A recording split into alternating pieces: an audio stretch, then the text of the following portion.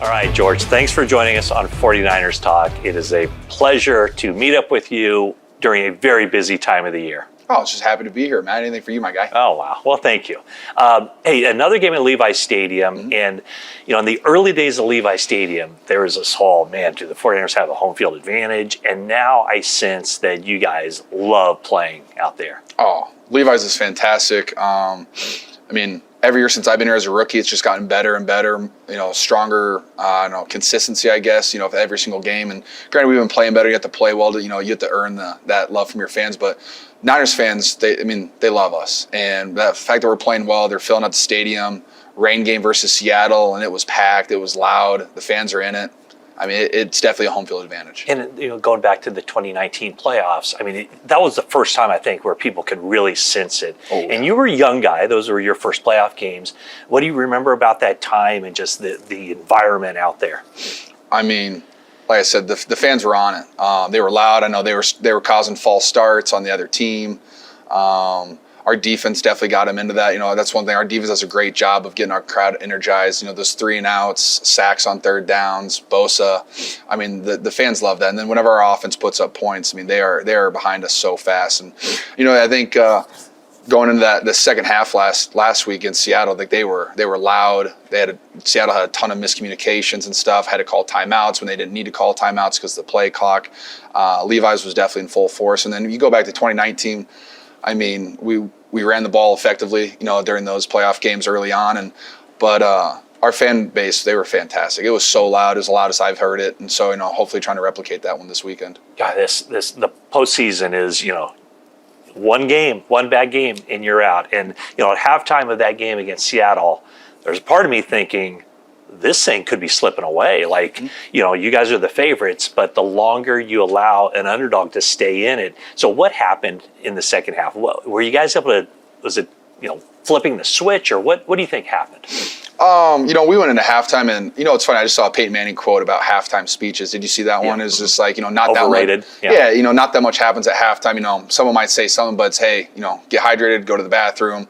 Let's go do this. We know what we're doing. And that's kind of how most of our halftimes go. It's if we're not winning by, a significant amount of points, hey, this is exactly what we thought it was going to be. They're going to give us their best shot. All we have to do is play our football, and we know that's good enough because that's all we've been doing all year. And, we beat Seattle twice playing our football, our type of football, and that won us a game. We don't have to change anything up. Hey, defense, swarm a little bit faster. Offense, take care of the ball, get the ball in our players' hands and make plays, and the rest will take care of itself. And, that's about all we did. Was there ever a point in that early part of that game where you thought, oh, Brock is looking like a rookie. Brock needs to kind of regain his composure. What do you think about how that game started for him? Oh, the first pass where he overthrew Debo, I was like, that's the first one of those I've seen all season, in the last 6-7 weeks. So it was just, hey, Brock, take a deep breath. You're still playing football. Sure, it's the playoffs, but you're playing football. You've already played Seattle.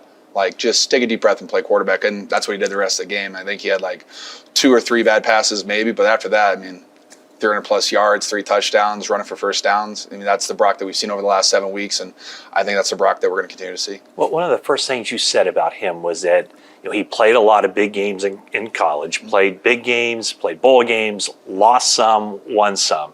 Why is the losing part important, you think, for a quarterback's maturation?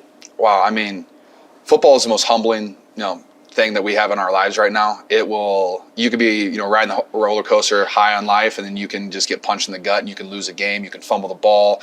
Everyone can love you one week, everyone can hate you then 24 hours later. That's just football. So being able to bounce back after a loss, or if you were the reason that you lost, being able to bounce back from that and maintain your confidence, that's an acquired skill set. Not everybody has that. If you've won your entire life, you might not know how to bounce back from that, especially when the pressure is at its highest. I'm not going to compare an Iowa State college football game to the NFL playoffs or anything like that, but to be able to bounce back from doing something bad, a bad mistake, an interception, a bad throw, just to be able to bounce back from that and stay confident, that's how you win football games. And it's acquired skill set that not everybody has. You didn't know a whole lot about Brock before he got on the field. A little bit of practice with him. You saw him in practice. You were around him. But what has impressed you most about just how he's handled this situation since stepping in? I mean, one, he's handled all of our. We have a very dense playbook. Week to week, we change up plays a lot. We try to keep some things consistent. We try to keep it easy, but there's a lot of checks. There's a lot of, hey, man, coverage. We got to check it to this play. Safety's on this side. We got to, the rotation. We got to check it to this play. So, one, understanding the playbook and just getting us in all the right stuff. That's an accomplishment in its own. But really, his confidence every time he steps in the huddle, like you can sense it. You can tell he's confident in himself. And whenever your quarterback is confident in himself, it makes everyone else like, all right, if he's confident, I'm confident because I know I can win too. And when you have the level of talent that we have in our offense and in our defense, because we know we have them in our back pocket, or you have a great punter, you have a great kicker, you have this confidence that no matter what happens, like our teammates got our back. But when our quarterback has this confidence of no matter what happens, I'm going to use my legs, I'm going to extend the play, or I'm going to deliver, and cover zero with it coming right down.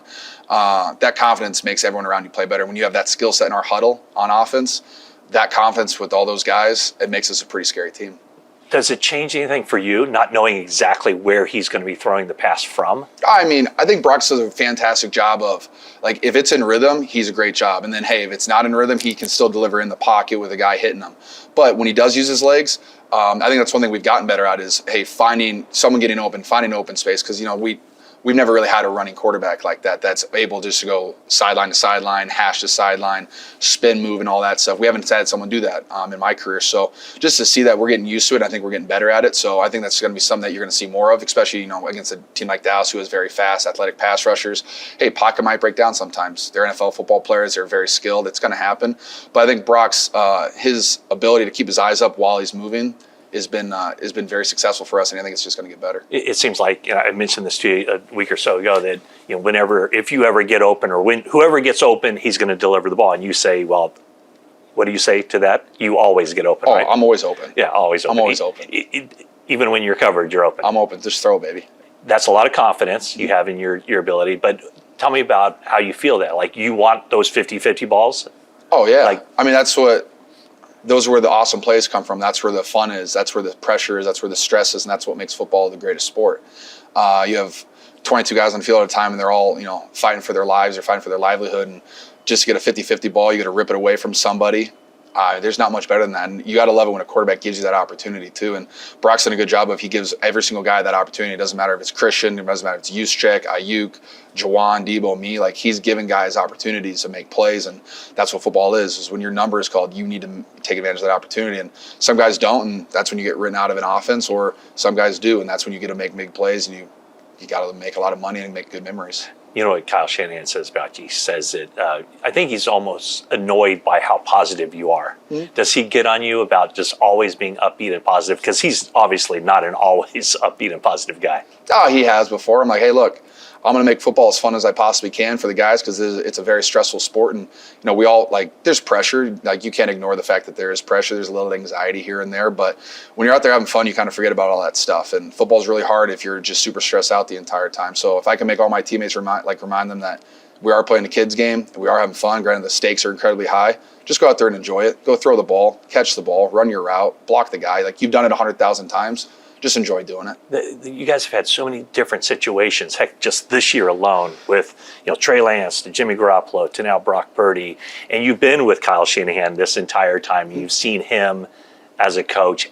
How did he handle that situation, and how do you think he's kind of, I don't know what the right word would be, matured or evolved as a head coach? Well, I will say this is our fourth year of 3 quarterbacks. So we've gone through it before, which is a crazy thing to say. Like, most teams don't have to deal with that. But we've had 3 quarterbacks in 4 different seasons. So, the plays, they kind of adjust for the quarterback. But, I think the quarterbacks that we bring in they all have similar capabilities. So the offense stays pretty similar.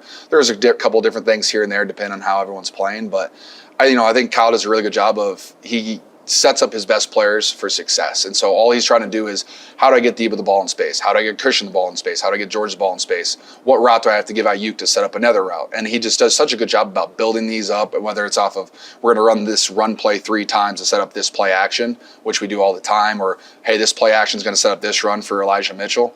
And no matter, he just always puts guys in positions for success. He's not asking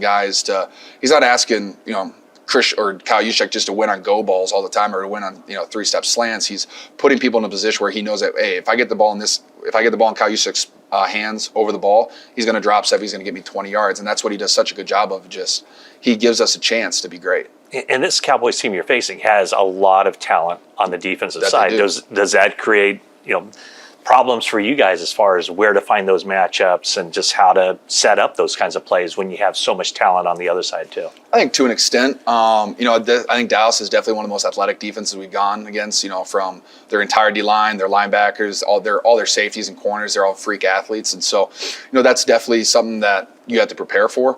But at the end of the day, we've been playing our game all season, and I think we've only gotten better. We started the season out 1-2, losing against two teams that weren't even close to the playoffs. And I don't think if you check the tape from week 3 and you compare it to now, I think it's two different teams entirely. Just our skill sets have just gotten so much better. We've just gotten used to playing together. So, I just think the more football that we play, the better we're just going to get. You guys were already a good team, I think, trending in the right direction, and then you get Christian McCaffrey. Well, actually, at that point, you guys were still under 500, but how much has that helped you, helped Debo, helped Brandon Ayuk, helped everyone, his addition, and how has his addition really impacted, you think, the team? Christian McCaffrey is a guy who was all-pro 2 positions in the same year. He's a fantastic athlete, Pro Bowler, all-pro. He's fantastic. Every time you give him the ball, he can make 10 guys miss. He can truck stick guys. He beats them with speed. He sees angles. He'll be running to the left and he'll see linebackers overplaying, and so he'll know when to cut it back. And the longer he's been on our offense, the better he's gotten at running the ball on our offense, because not a lot of people run the ball like we do. Outside zone, we're running off the ball. We're trying to be physical. Not everybody does that, and so he's gotten much better at doing that. But what else he brings to the table is in the pass game, we can have a 3-man concept on the right side, and he can be on the left side running just a little delay thing, and he'll get a one-on-one versus a backer. But if you're going to leave him one-on-one versus a backer, you're probably going to take your other linebacker and help him out a little bit, and then now it's a 3-on-3 on the front side. And so he just opens up all these options. So now you're getting Ayuk's getting one-on-ones, I'm getting one-on-ones, Debo's getting one-on-ones. Every time Juwan's in, he gets a one-on-one, he always wins. And then if you want to take us away, good luck with your linebacker covering Christian McCaffrey in space. Okay. So, yeah, he's pretty good. Yeah, he's pretty good. Okay, yeah, bottom line. Yeah, he's a fantastic running back, but he's also a phenomenal receiver. Speaking of phenomenal players, on the other side, Micah Parsons. Will there be some Kittle Parsons matchups? Oh, I hope so. The best part about the playoffs is you're playing against the best players in the league. At this point, I know there's a lot of great players that aren't in the playoffs, but to get to the playoffs, you have to be great. And so I hope that there's opportunities for me to block him. I got a couple last year. I had a lot of fun doing that. He's going to blitz. Hopefully I have some pass pro against him, just to show what I can do. And I can't wait to compete against someone that, first team All-Pro in the talks for defense MVP. Well, I still think it'll be Bosa, but he's a fantastic football player, and I just can't wait to compete against him. So you would just as soon be in pass protection on a passing play than running around? Oh, I would rather run the route and score touchdowns. But getting a one-on-one pass pro and succeeding against it's pretty fun too. Okay, so game days. I noticed that you and Juszczyk always come in together. Is that a routine? Well, I'm pretty sure his wife uses his parking pass, so he rides with me because we just wake up around the same time, eat breakfast together, and he just rides over with me. And so how long has that been going on? 2 weeks. Okay, that's it? Yeah, I know, right? So not a big tradition. No. Early on in my career, I'd always ride over with either Garrett Selleck or Jimmy G or whoever, on Bosa, whoever's riding over. But I drive myself now because it's nice, and I like to drive. And so whoever I have in the breakfast room just always rides over with me. Any other rituals? I know you do the ritual. You always see your family before the game. Was there an issue in Mexico City? No, they made it down there. Okay. They did make it down there, and I got to see my lucha man, Pentagon Jr. down there. That was fun. No, just seeing the family. Football, you definitely feel like a gladiator when you're out there, and you are kind of going off the battle. And so seeing your family right beforehand definitely makes things real, and it just gives you a little bit more inspiration. Yeah, what does it do? Does it kind of ground you, or what does it do for you? Just your thought process or your mindset? For me personally, I think unconditional love is something that not everybody has, and I think it's a very powerful thing. And when I get to see my wife, my mom, my dad, my sister, I know their love is, they're going to love me no matter what happens in the game. So just go out there and try my hardest and give it my all, and they're still going to love me afterwards. And it's very grounding. It's very reassuring. It gives me a lot of confidence in myself. Okay, so second round of the playoffs, Dallas Cowboys come to Levi Stadium. Guys coming off the win over Seattle. How do you feel about where this team is right now and, getting another close to accomplishing the ultimate goal? I feel great. I love our team. We've got the best defense in the NFL every single week besides one, I think. And they're continuing to play at a high level. They're healthy. Bosa's healthy. Fred Warner's healthy. We had a healthy football team. And it's cool, too, because you watch the tape and, like, there are spots that we could get better at. And, like, we have made some mistakes, but everything is very fixable in film. And so if we can just take another step from where we were last week, oh my gosh, we're going to get better. And then who wants to play a better San Francisco 49ers? And, and I think the Cowboys want to play us, and I can't wait for that. I love the energy. I love that intensity. And I'm honestly I cannot wait for Sunday. I am just so excited for it. The atmosphere is going to be great. Cowboys, Niners playoffs. I mean, what else would you want?